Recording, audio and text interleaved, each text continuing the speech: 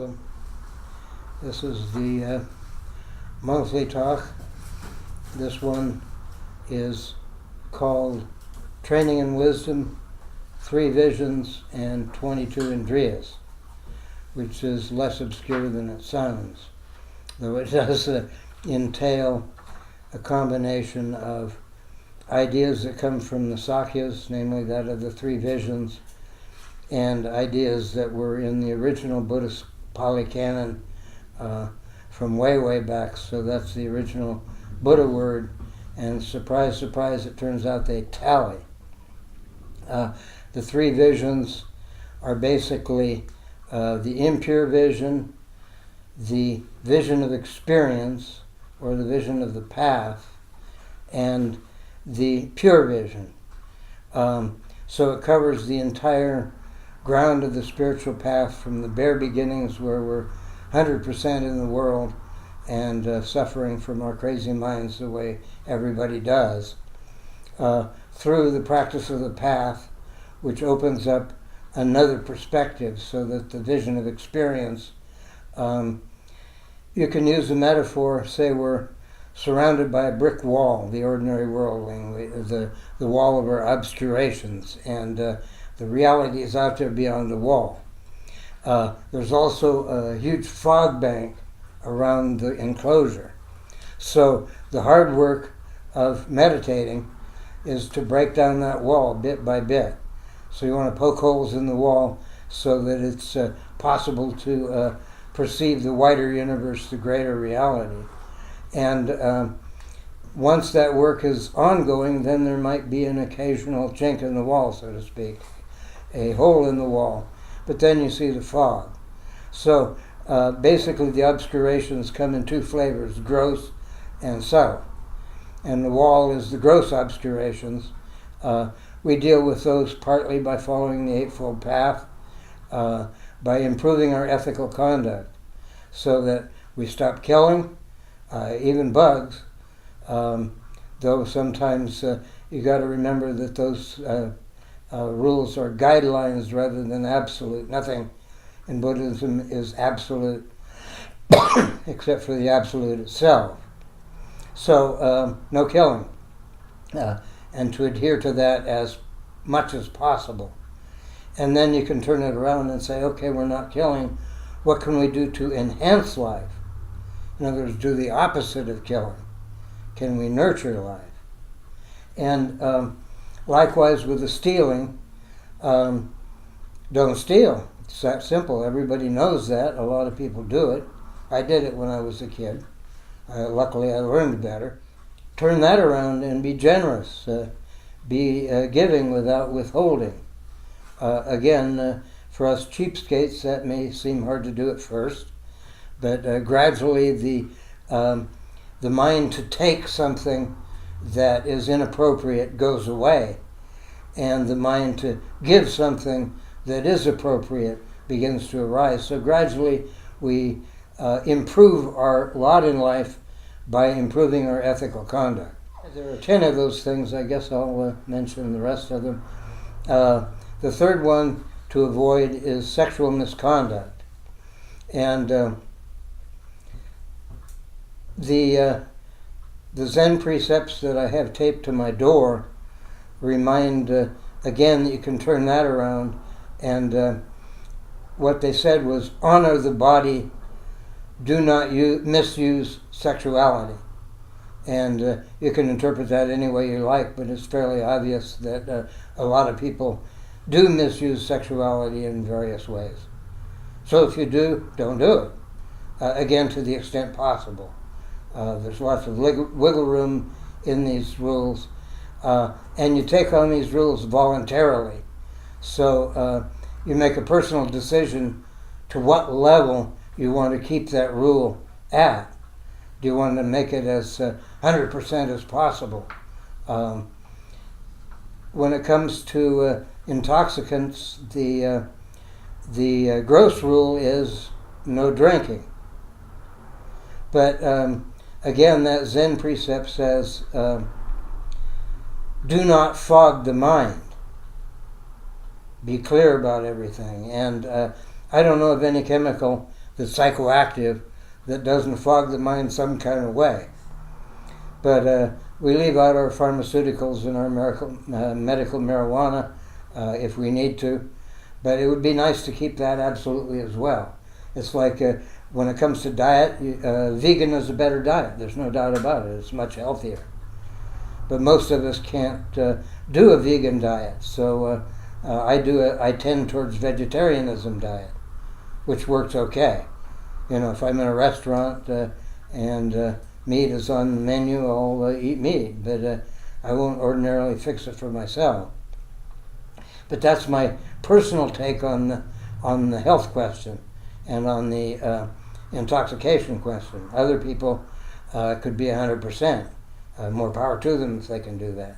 The main thing is to continue to increase the positive aspects of our karma and to decrease the negative aspects of our karma so that we become better people. And when we do that, our lives get better. We cause ourselves a lot less misery. We tend to have more moments of clarity, more moments of equanimity. We become better people and our lives get better. It's kind of miraculous. It's like what goes around comes around, so that we end up in a better place than we started. And that's the whole process of the path of experience, of the path of Buddhist practice. And be it understood, what I'm talking here is concepts. For the concepts to work, they need to be applied.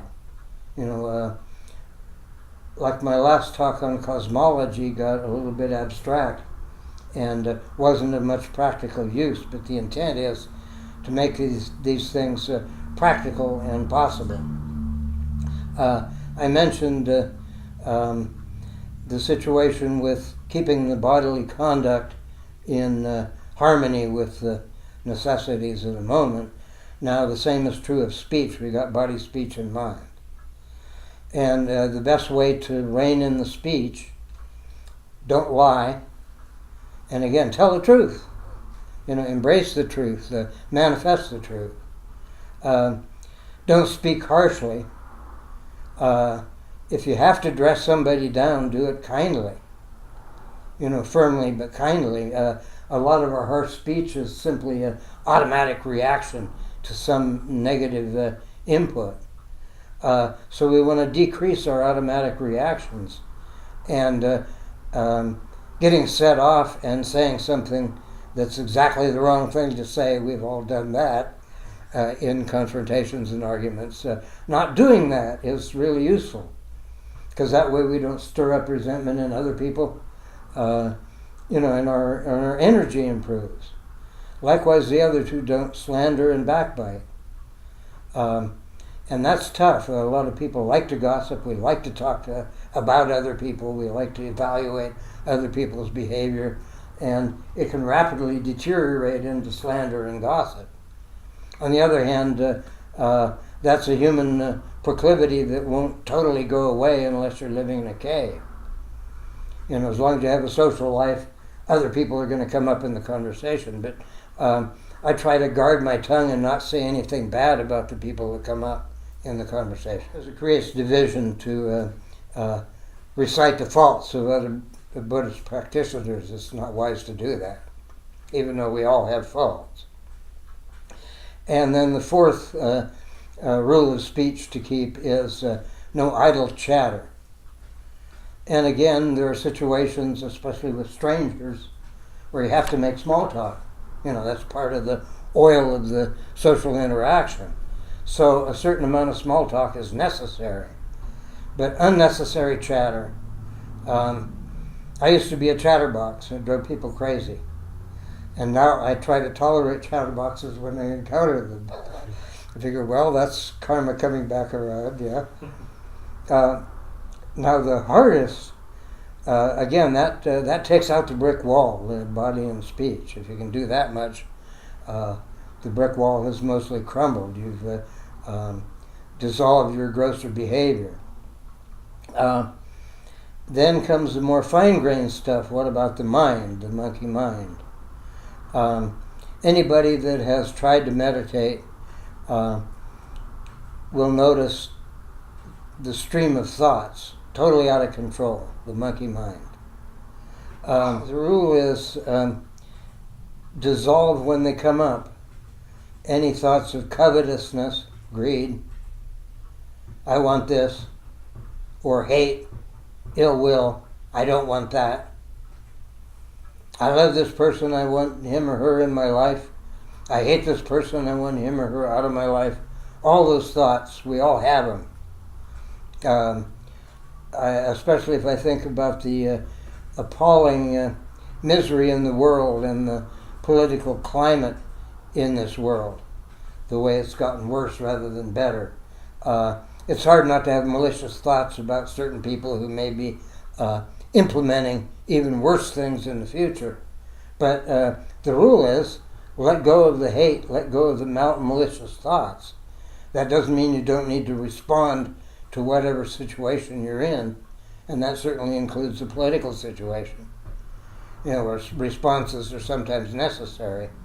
But anyway, no covetousness, no malicious thoughts, and it's impossible if you fight them. It's better to take those moments and carefully examine the thought that came up. Even if it's, I couldn't think that, I shouldn't think that, that's terrible. Rather than pushing it away and battling with it, hold it in place and look at it, and then it'll dissolve of its own self. Everything self-liberates because everything is impermanent. So, let it go that way. Hold it in place and take a good look at it from your mindfulness position with awareness of the body, awareness of the breath, whatever you use to anchor the mindfulness. And just look at the thing and then, okay, let it go. The hardest one of all, as the fog starts to lift, we have fewer greedy thoughts and fewer hateful thoughts. They just naturally subside. Without going on a crusade against them, they just naturally subside. Then the final one is wrong views. And in one reading, there's 62 different wrong views you can have. But wrong views means simply seeing reality in a distorted way. And when we're in the impure vision, when we're in the samsaric suffering, we always see reality in a distorted way. To the extent that we're not even sure what reality would look like in a clear way. But ultimately, if we can get rid of all wrong views, wrong thinking, then the mind is empty to perceive the reality, to commune with the absolute, if you will. So it's a gradual process from the impure vision through the vision of experience, and finally the goal of the pure vision, where we are, where we need to be. The perspective shifts, and we're no longer so self-centered, not so self-cherishing. And we stop seeking happiness in what is intrinsically suffering. Oh, I want to have a good time, I'm going to go to the circus, that'll be real fun.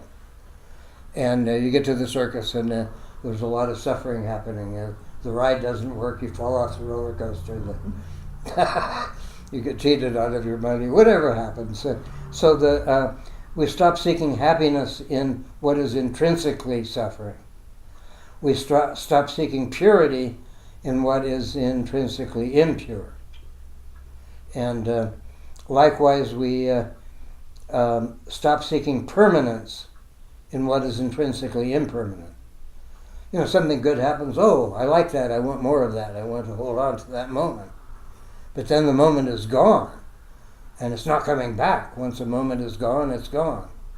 There's a story that comes out of Iran, I think it is, about a magic ring that was widely sought by these various spiritual practitioners. And it said it was so incredible that it would make you happy when you're unhappy. But the drawback was it would also make you unhappy when you're happy. But they looked for it anyway. And when the ring was found, it had an inscription on the outside, and the inscription said, this too must pass. It's like it's all impermanent. So if you've got a good moment, it'll be gone the next moment. If you have a bad moment, it'll be gone the next moment. I think there's a song out there, when the demon is at your door, in the morning it won't be there anymore. Yeah. To concentrate a little bit.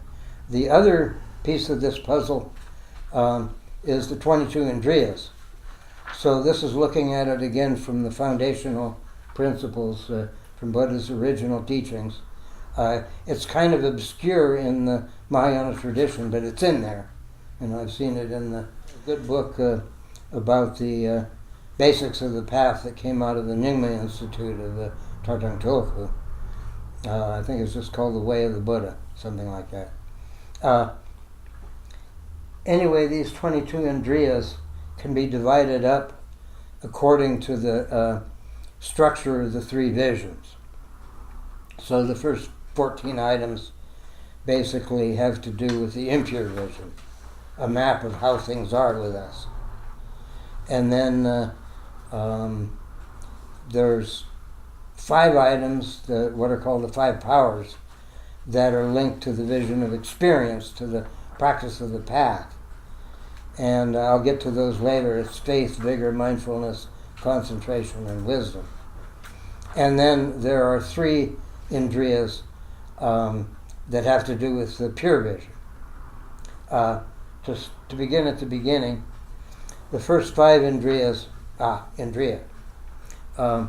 Indriya is named after Indra, who's the god of the Hindu and Vedic heaven.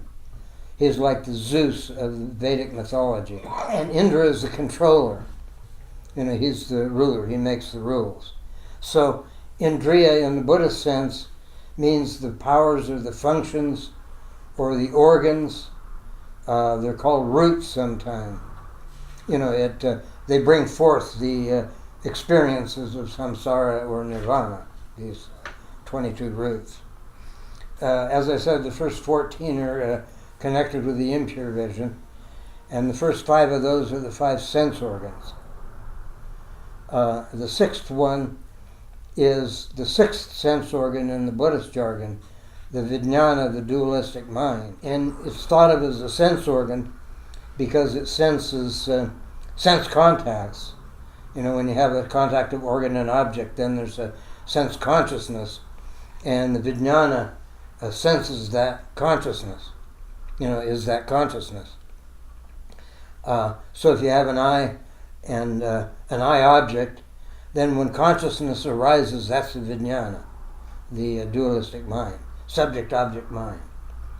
I wrote on this handout that at this point I do a digression about Marshall McLuhan and the 5 senses. Because the bottom line is there's a lot more to the sensorium, to the sensory field, than we're aware of. Some of that has been mapped by modern science. Just remembering that there's that blank spot in the vision. That our hearing is so limited that we can't hear like bats hear, we can't hear like dogs hear either, because they're on a different audio frequency than we're aware of. So our senses have various limitations. Now, Marshall McLuhan was an expert in media. He studied at the Media Institute in Toronto in the 50s and 60s. And he came out with a book called Understanding Media. And the message in there was the medium is the message.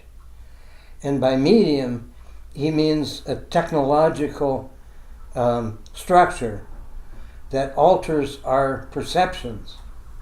The 5 senses, or the 6 senses, have, for a given consciousness, they have a ratio, so that in our culture we're very visual. So the visual sense takes up a larger percentage of the field of consciousness than, say, an oral culture, where sound is more important than it is in our culture ordinarily. back in the day, way back, when the oral tradition was happening, people had prodigious memories. And one of the reasons was that they could concentrate their minds without visual obscuration, visual distraction. And since things weren't written down, if you wanted to know something, you had to remember it.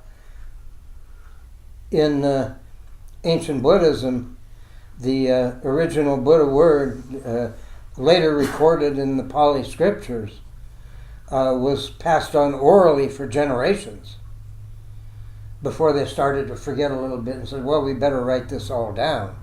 So they had a large council and decided what exactly had been said and how to write it down. So then we have the written scripture. But originally it was all oral teachings. It was taught in the local dialect, which was called Magadan. And similar to Jesus' ministry, where he spoke in Aramaic, didn't speak Hebrew, didn't speak Greek, in the vernacular of the time. And a lot of those teachings were germane to the time. Amazing thing about the Pali Canon is a lot of it has to do with how you live in India in 600 BC, which is not at all how we live today. So there's a lot of writing that has to be interpreted. You have to get from the teaching to the principle. The situation, say the parable of the sower. They're farmers. We could invent a solar parable about how the petrochemicals are ruining our atmosphere, but that's another digression within a digression. Anyway, McLuhan studied this whole phenomenon. And what happened with the oral tradition is writing came along.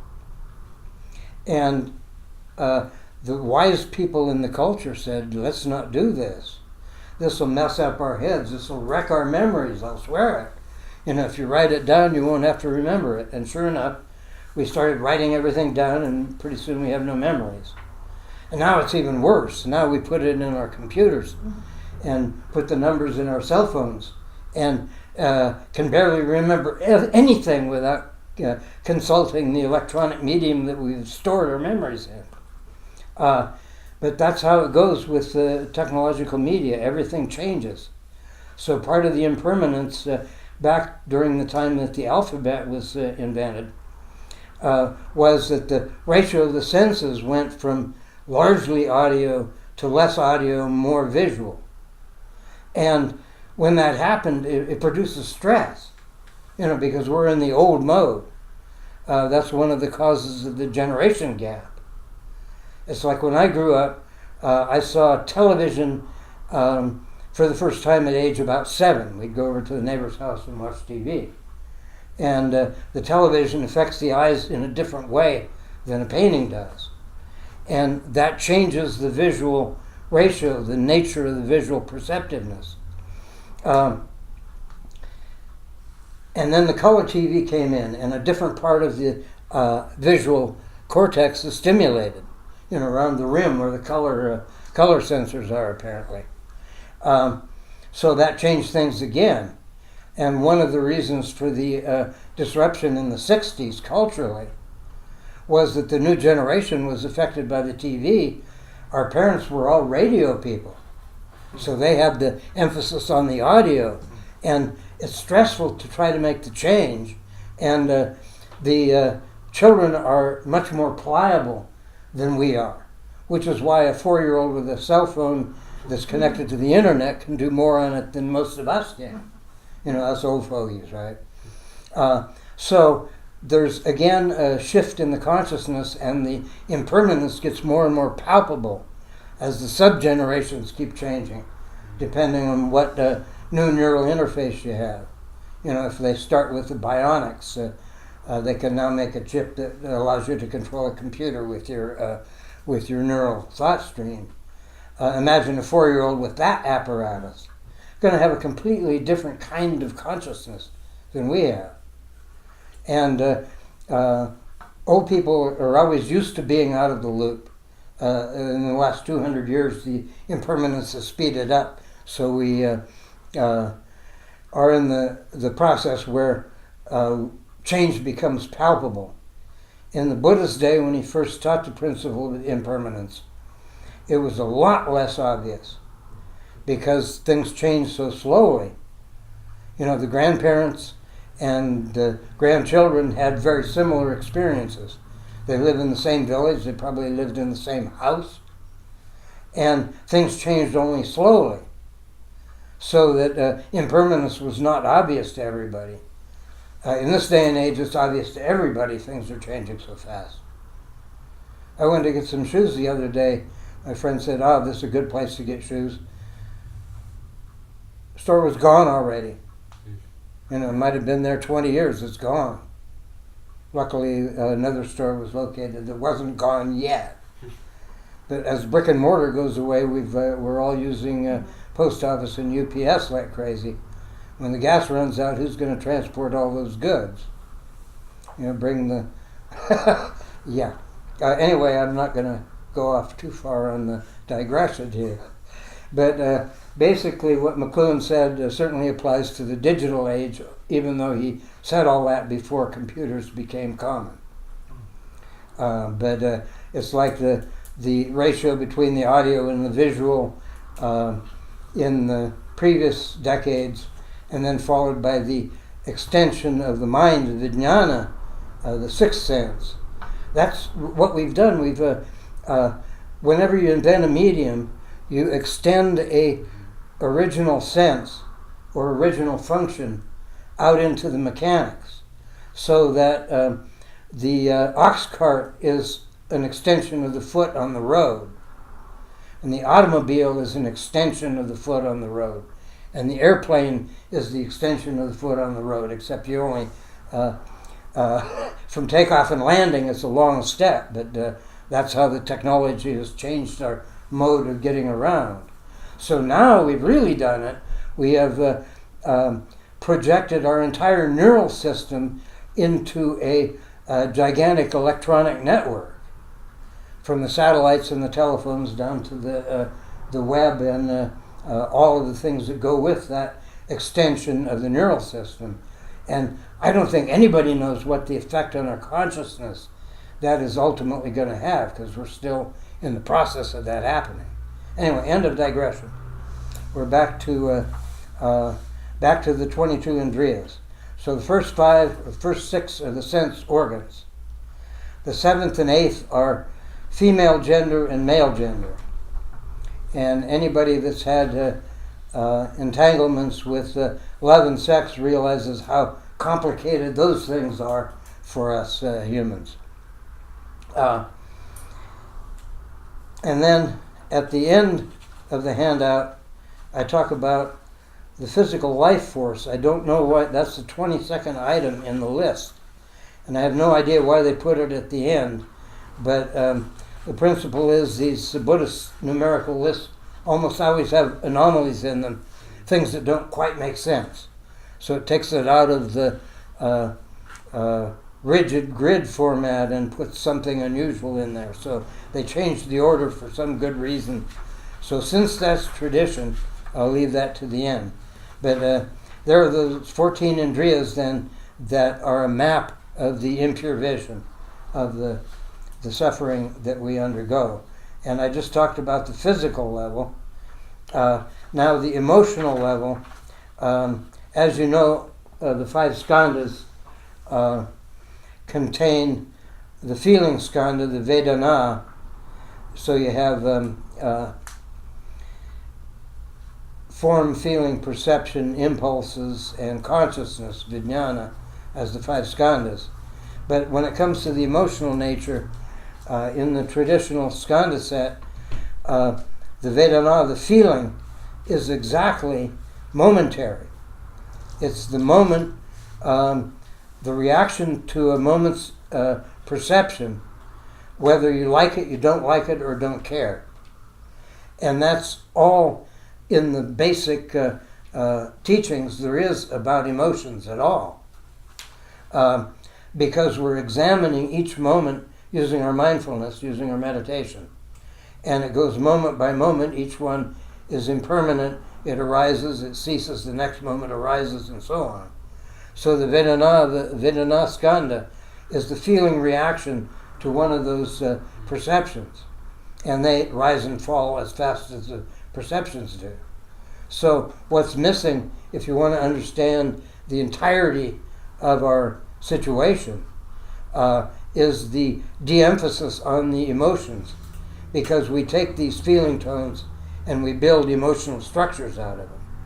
But the Buddha Dharma is about the practice, so we don't deal very much with the structures that are built on that foundation. We're dealing with the moment-by-moment foundation of the experience. So that's all we have in the skandhas, is the positive, negative, and neutral reaction to a sense impression. But we obviously have emotions, and with the Indriyas, they have 5 of them that sum up the emotional life. And those are misery or pain and pleasure, basically, dukkha and sukha, joyful mind and unhappy mind, and indifference. So again, you have these polar opposites. This is similar to the 8 winds, the worldly concerns, where you're blown off course by pleasure and pain and gain and loss and all this stuff. It's similar. They have to be balanced, and they say you can get to the place where all of these 5 emotions, which are basic to how we construct our emotional life, all of these 5 emotions have to be balanced. So a lot of it is about balance. So they say pleasure and pain, happiness and unhappiness, a place in the mind called equal taste, where it's really the same difference. At some level, I'm conscious whether I'm happy or unhappy, and so on. Now the last one, indifference, the Sanskrit word for that is upeksha, which means looking down, looking through. And it's usually glossed as equanimity. Even-mindedness is a more literal translation of that. So this upeksha word is pretty key. It's also one of the 4 immeasurables. This is why I try to keep track of the Sanskrit original words for some of these things, because when you have 7 or 8 English translations for the same word, if you want to know what you're talking about, it's as well to get back to the root word, and that's going to be the Sanskrit term. So learning the Sanskrit terms for the technical vocabulary of Buddhism is a good idea, though we don't stress that in Tibetan Buddhism. Sadly, most of our best translators know very little Sanskrit. And it's a terrible failing, but life is like that. You know, Tibetan is so difficult and so enticing that one neglects to learn the Sanskrit alongside it, because it's harder than Latin and Greek. It's a very difficult language. And so people don't learn it and don't realize that it's possible to learn the keywords without knowing the language. Anyway, end of that commercial. Anyway, this upeksha, here it means indifference. So it takes a slightly different meaning tone here. In other words, you like it, you don't like it, you don't care. And if we look at our emotional life, yeah, there's a lot of things that we like, a lot of things we don't like, and a lot of things we don't care about. You know, a lot of people pretend to not care. I remember seeing a couple of kids in L.A., and it was up near the mountains, and we were at a gas station, and they were denying that pollution bothered them any, because to be bothered by the pollution is to be uncorrect in the mainstream right now. One of the greatest failings of the mainstream right now is that we're not paying any attention to the dangers of climate change, except it's now on the news. There are 80 fires in Oregon right now. 80, just in Oregon. There's a huge fire in LA that's out of control. Some fellow was driving along throwing flares out the window, real swell. But that's the state of our world, and how we deal with that stuff without getting angry, without getting greedy. Oh, I could make $1 million doing that. All those thoughts come through, but we don't have to act on our thinking. We want to clarify our thinking so that we're more appropriately responding to our situation. Anyway, sorry about the podium here. I don't usually do that. Must be the enticement of the video. I have to. So we're back to indifference, upeksha. I'll read one of these things so I can refocus a little bit. Vision of experience transforms ordinary samsaric perspective. We now see that things are impermanent and transient, devoid of any inherent nature of their own, lacking in purity. In the vision of experience, the vision on the path, one encounters the 5 roots. Okay, again, to try to keep these conceptual meanderings focused on potential practice, we use the 5 roots as a way of looking at the vision of experience, at the practice of the path. And they are, as I said, faith, vigor, mindfulness, concentration, and wisdom. Good, I can parrot it out. Can I unpack that? And it turns out it's interesting to unpack.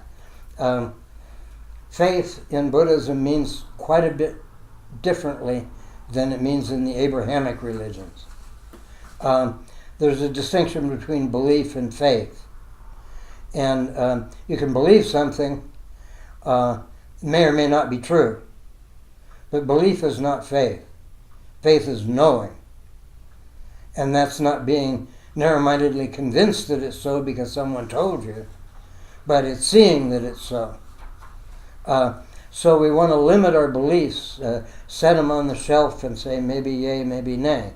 And in fact, that's one of the words of the Buddha that the Tibetans use a lot. Be like the goldsmith that grinds and examines and melts the gold to see if it's genuine. In a similar way, examine the words of the Buddha teachings and see if they're true. Test them the way the goldsmith tests ore sample. And if they turn out to be true, then apply them. So rather than you must believe this or you'll go to hell, that attitude, it's check it out. Does it work or not? And if it works for you, try it. It's a beautiful thing about meditation. You start it and the mind resists, but if you can get past that initial resistance to staying still and examining your thoughts, then meditation gradually unfolds a change in consciousness, which is the intention of what we're doing. So, having faith in that sense, confidence that the Buddha experienced full enlightenment, that that's possible, and confidence that I can do that. And it may take a while, but I can do that. And so faith is confidence in the teaching and confidence in oneself that it's possible to practice the teaching. Faith is balanced with wisdom. If you have a lot of faith and no wisdom, then you're a stupid saint. And it's hard to be of use to other people if you're unskillfully, stupidly being of help. It's better to be wisely cognizant of what the real situation is. What can I do to help that will really work? And this is an ongoing difficult question. So the wisdom is needed in order to balance the faith. You have this grid here on the handout. The mindfulness encloses all of it. It's the essential piece of the puzzle. And it holds up this grid of 4: faith, wisdom, energy or effort, and concentration. So that these 4 interact. You can think of them as balancing each other every which way. So faith and wisdom have to be balanced. And if you have an excess of wisdom and no faith, which a lot of people in the Buddha Dharma experience at some point, then you get distant and lofty and cold and cunning.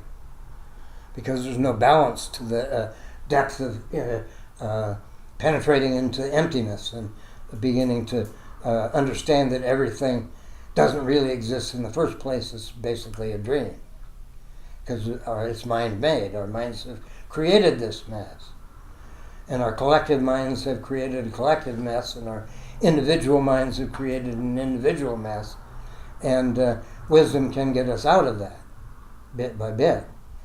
So we need the wisdom, but we also need the faith.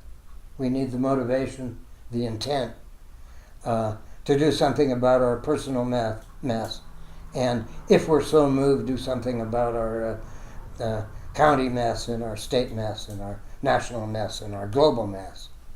But it's hard to affect those scales, and the teaching is you got to clean up your own side of the street before you even think of working on other people's side of the street. Anyway, that's again the podium, and I apologize for that. It might be true, but it's still an opinion, right? Okay, so faith and wisdom have to balance each other. You need effort. You can fake it till you make it. You can believe something until you know it's true, and that takes effort. And it certainly takes effort to generate wisdom.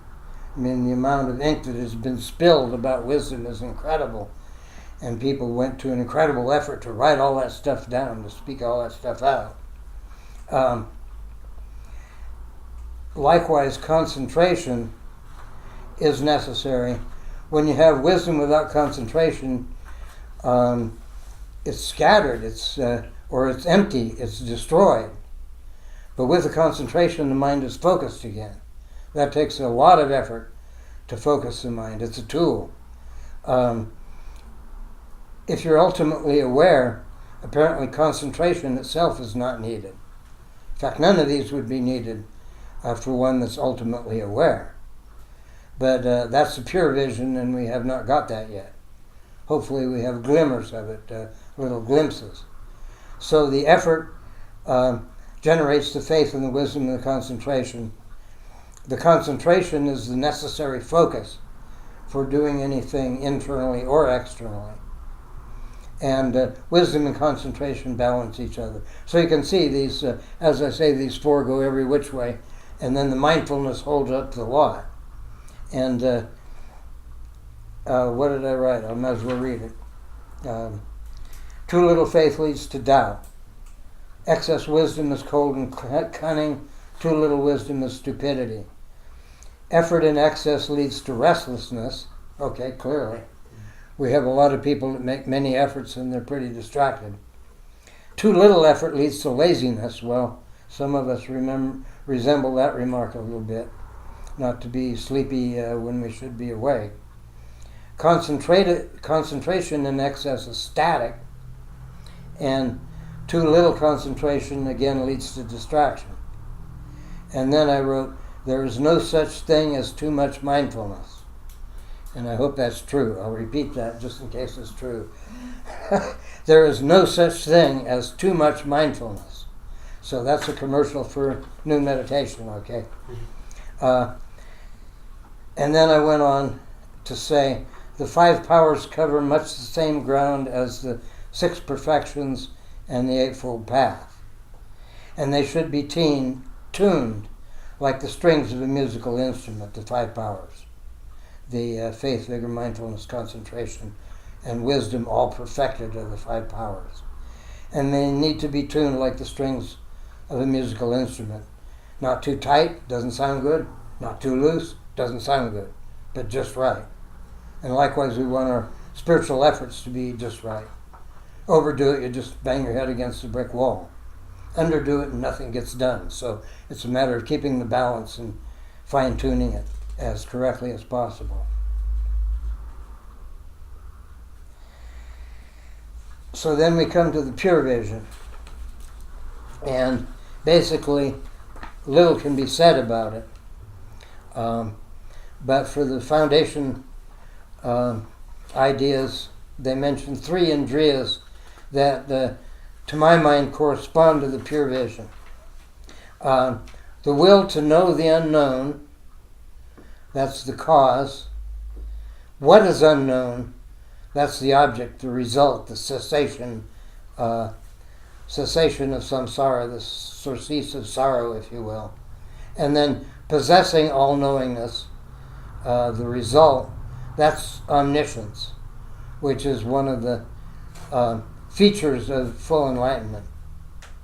Now, what the nature of omniscience is, you could speculate about it. There's a lot of conceptual writing about what omniscience means. But basically, it's all speculation until we experience it. And luckily, we can experience moments of knowing. Basically, the pure vision is something we can strive for, but eventually, apparently, so they say, you have to, in fact, drop the quest. You know, drop the effort, and it becomes effortless. I rarely experience that. I find when I drop the effort, then I just get lazy. But we'll take their word for it. The pure vision means effortless, and that's all I got.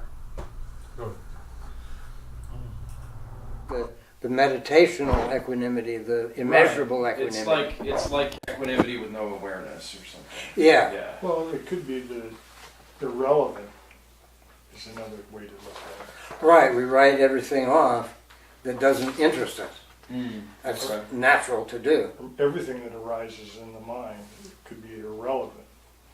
Well, ultimately, I guess it is. Right, so that kind of indifference, I think. Yeah, and even when no thought arises, Mm-hmm. could that be irrelevant also? Right. You know, we have the two truths, the ultimate truth, which is no thought, Right. beyond mind, and then we have the conventional truth, which the realities of our samsara generate, and they have equal value. You know, you go into samadhi, and great, you know, there's the infinite, there's the absolute. There's the union with God, if you will. But you come out of it, and then you have to deal with the day-to-day world, and that conventional reality has to have equal weight with the ultimate reality. And that's how they teach it, and I think that's why. So we don't get caught up on the top of the mountain. Again, it's a little bit distant and a little bit lofty. Right. But there's still the reality going on out there. The samsara is working overtime to mess our minds. I think a lot with the indifference one. I think about all those Tibetan stories that are about what happens if you do too much shamatha practice. Where you just there's all these stories about guys that lived to be 500 because they got so their concentration was so deep. They went into this like deep absorption, but it became like an indifferent kind of absorption. And they, you know, the legend is they found them 500 years later. And they're still alive, still living. Yeah, they don't realize anything that's happened. Yeah. And, yeah. Yeah, that's why the concentration has to be balanced with wisdom. Right. And because wisdom sees the emptiness of focus, so to speak. Right. Because concentration is about focus. And by the same token, you can't really be wise unless you can focus the mind and have a little bit of steady mind without an excess of thoughts. Right. You know, people who live entirely in the conceptual world have a disadvantage because they don't know the other side of thought, Right. which is no thought. Right. And if you sit a long time, I had the very good fortune of being in a Zen school for over a year. And we were sitting 4 or 5 hours a day. And I got to the place where if I got into the zone, I was in focus, empty, open mind, open awareness, no thought. It was amazing. And then a thought would bubble up from the other part of the mind. And, oh, there's a thought. And then that thought would dissolve the way all thoughts do. And then there'd be a long space of silence. And then another thought would bubble up. And so it's able, they use the image of a stream for the meditation process, for the shamatha process. And it starts out, it's a cascade, it's coming down the mountain, it's going really fast, the way our minds usually do. And then gradually it fans out, and there's still rapids, but it's moving slower. And that's what happens to the thought stream. And then you get to the place where it's slowed way down and the river curves around as it reaches the sea. And that's the serene space of less thought. And it's marvelous, but without the wisdom, it isn't of any use. You just, like you say, you go essentially into 500 years of no connection, and then reconnect. Oh, I'm still alive. Gee, it's been... Right. But keeping those things in mind helps the practice, because then we realize, yeah, we got to try to do a little bit of each thing. Work on our ethical conduct, work on our concentration, work on our wisdom and our faith, and keep the energy up, keep the effort going. What do you mean by mindfulness? Because there's different definitions of that. There's a common definition that you hear of people being, I should be more mindful of what I'm doing. But yeah, that's a deep question. I'll start with the root. The Pali for mindfulness is sati, and the Sanskrit for mindfulness is smriti, which means remember. And when they translated it into Chinese, they used the word nian, which means remember. And nian, the character is composed of a series of 3 strokes that means now, and a series of 4 strokes which means this has to do with the mind. So I think of it as memory of the present moment. Like the other day I found my notebook was gone. Why is that? Because I put it away and forgot that I put it away. That was an unmindful moment. I didn't remember the moment that I put it away. So mindfulness is remembering the now, and not being distracted by the past or the future. And actually mindful is a pretty good way of describing it, because your mind is in the present moment. And when we do mindful meditation, we want to be aware of the body especially. It's possible to be aware in a concentrated form and have set the body on the shelf and forgot about it momentarily. That's why 500 years get past, because the physiology slows way down to next to nothing.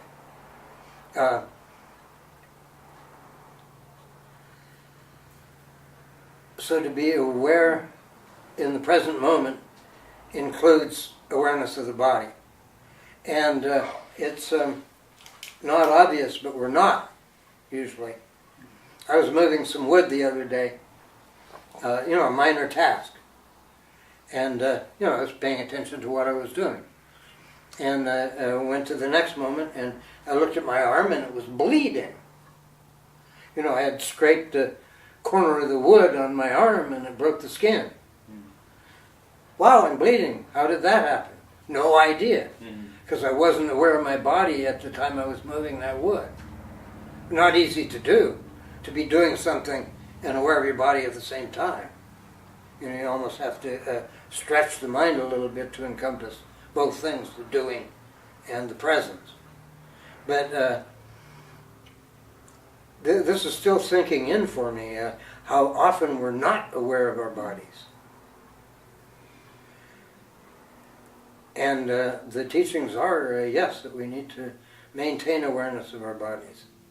It's an irony. We want out of this ruddy world. It's terrible, right? But the way in is the way out. Right. Rather than trying to get out of our body by taking speed, say, or whatever people do to get out of their bodies these days, we want to get in our bodies. We want to escape from suffering, and yet we have to get into the pain of our bodies, and not push it away. But then you have to deal with it. And likewise for emotional pain. We distract ourselves, go to a movie, don't think about it. And yet if we deal with it, it's going to dissolve. So mindfulness is completely essential, not only to spiritual life but to worldly life. You know, where's a craftsman that's not mindful? I mean, look at an artist or a woodcarver work; they're right there. Right. You know, got good concentration, good mindfulness. It's like with the other ones, without wisdom, then mindfulness could be just as, a distraction almost. Or it could be destructive. Destructive. Yeah, using, you have mindfulness, which is awareness, alertness, and then you have concentration, which is focus. Mm-hmm. And worldly people get into both of those. You know, I gotta change metaphors here, but the one I use is the safecracker. Has to be really mindful, really concentrated, highly focused. Hear that click, right? Mm-hmm. And the fingers have to know what that click means. But it's still bad karma to be cracking safes, ordinarily. My teacher would always say, like a chess player, he could be super focused and see all the causes and conditions, and yet not be liberated. Would lead not anywhere near liberation. Yeah. Because it has nothing to do with the wisdom of it. You probably remember the Spassky-Fisher match. Yeah. You know, Bobby Fischer won that by destabilizing Spassky's mind. He was just totally impossible. Mm. Totally obnoxious. Mm-hmm. You know, he was being an asshole, and it destabilized Spassky enough that he lost the chess game. Mm-hmm. But that was the metagame, and it was ugly. Mm-hmm. You know, that's not a transformed human being, or at least it wasn't at the time. Right. Maybe he transformed later, who's to say, but at the time... Well, he became unstable at the end of his life. Did he? Yeah, yeah. Not Spassky, but Fisher, yeah. Did he? Yeah. Well, there you go. What goes around comes around. Yeah. So why do you think they put life force at the end? Well, as I mentioned briefly, I'm not sure. That's the traditional list, and I have seen it the other way. It's actually emphasize the life force since it's the last one in the list. Huh. And it's slightly out of place. So, and maybe they altered it so as to put emphasis on the unthought of fact that the life force is what brings us here. You know, that what did I say? Of the life organ, the life function, the life indriya, indriya, has influence over the arising of the sentient being. Okay? In other words, the life force is there from the instant of conception. That is biological force and the length of life. So, the old Greek story, measuring out the thread of life. And you have the three fates. The spinner, she who holds the diamond spindle, and then Clotho, that spins the thread, and Lachesis, who measures the thread, the length of life, and then Atropos, who cuts it. And it's the same kind of principle that the individual life begins and ends. Apparently the life force, again this is opinion, but I think the universe life. Right, that's what I was thinking, is that it's not to do with the individual life, but totality functioning. There is this life force. Exactly, it's part of the totality's function to generate life. Yeah. And, you could link life force with the Creator. A lot of people do. Yeah. You know, that it's life energy that creates the entire cosmos. Right. You know, you could take that view. But yeah, that's interesting that they put it out of sequence there. But I think exactly to underline it, that would be my guess. Could you talk more about this indifference? Because you said that it's in the four measurables. Yeah, it's the same word, but a different meaning. Because of what? Well, indifference has a negative quality to it. Right. Now, I have heard equanimity called sublime indifference. You know, so there's a linkage there. And if you think sublime indifference, okay, that's equanimity. That's even-mindedness. You're beyond the distinction between yes and no and good and bad and is and isn't. Right. That's sublime indifference. But the indifference here is part of the samsaric emotional nature. Right. It's like we don't care. Well, you can be indifferent to aversion or attachment, and you can still be ignorant. Potentially, yeah. I mean, to me, it's kind of like the difference between indifference and equanimity is that you don't have to have any sort of wisdom or greater awareness to be indifferent. Equanimity requires some dissolving of ignorance. Some awareness, yes. Right. I think so.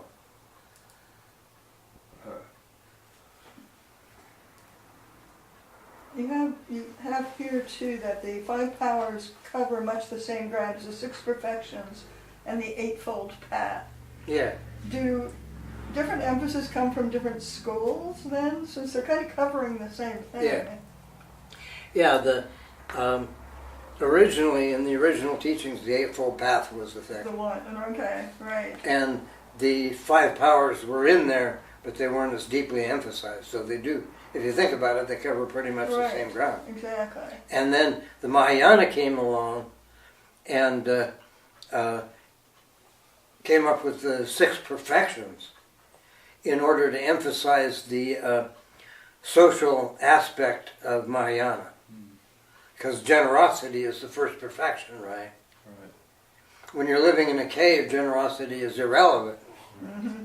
Mm-hmm. So the Mahayana changed the formula a little bit to suit their intent to widen the scope of Buddha Dharma.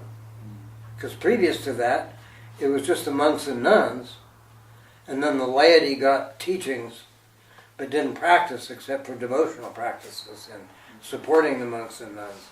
So that was a limited paradigm in terms of becoming a world religion.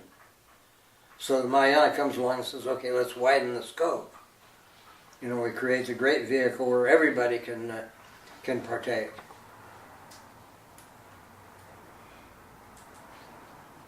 And then in the Vajrayana, it's the 5 wisdoms.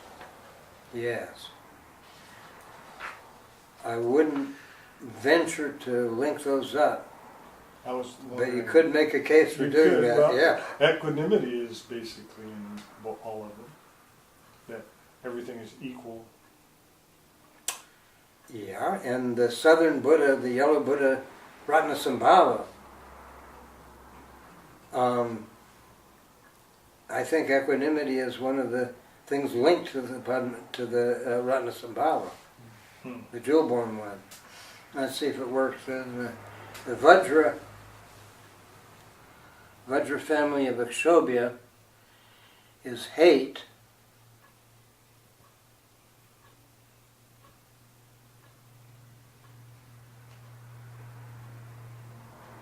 Hate corresponds to wisdom.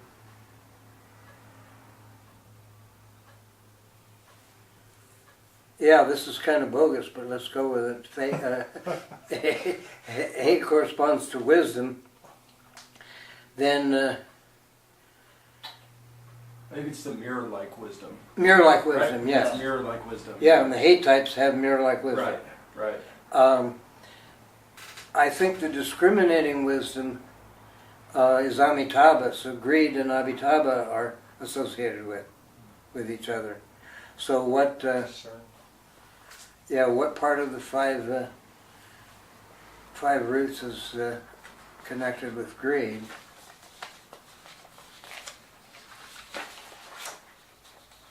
You could connect effort with greed. Yeah. Or you could connect now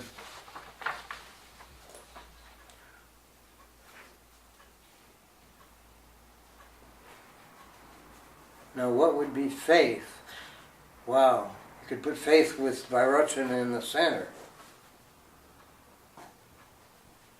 He's ignorance. Yeah, his ignorance. Ignorance, and I don't remember what the wisdom is. Yeah. It would take a lot of... Maitreya, I think.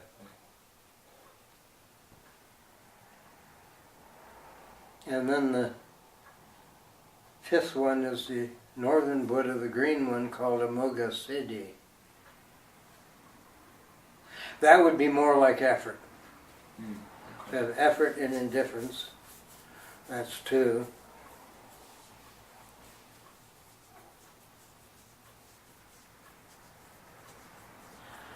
I would put hate and faith as Akshobhya and Amitabha, because faith transforms greed, and that would leave mindfulness in the center for Makes Vairocana. sense.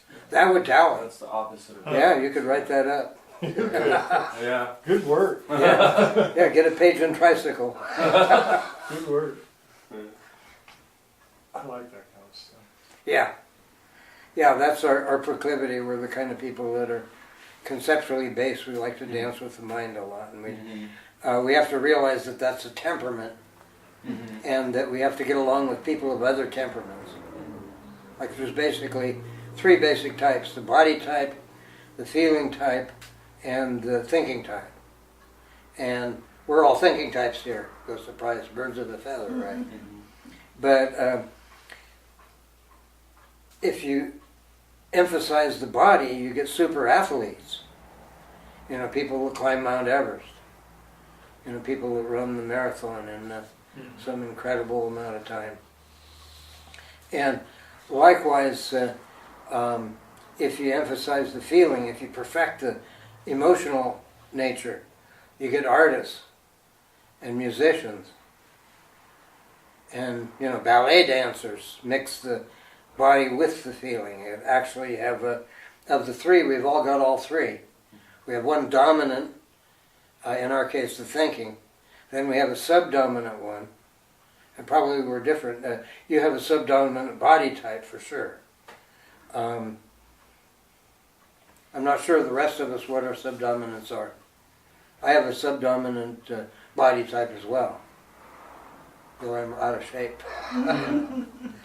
And when you have a subdominant feeling center, then the nature of your thinking is transformed by the emotional maturity, the emotional intelligence. And likewise, some artists, some people that have their feeling as the primary thing, have thinking as a secondary, so their aesthetic tends to be more complex than if they were feeling types with a body secondary. So, you know, that little map works pretty well. And it's optimum to have a group of people with all three types present, or all 6 types, how many ever it would be, because you have more diversity. But mostly we tend to stick to our own comfortable companions. And people of other types are less comfortable. You know, when you're in a large group, you have people of all three types present. But then you have to keep the balance of the activity. Good grief. We have used up the time, haven't we? No, we did very well. Yeah. Thank you. Hey, Thanks, Rob.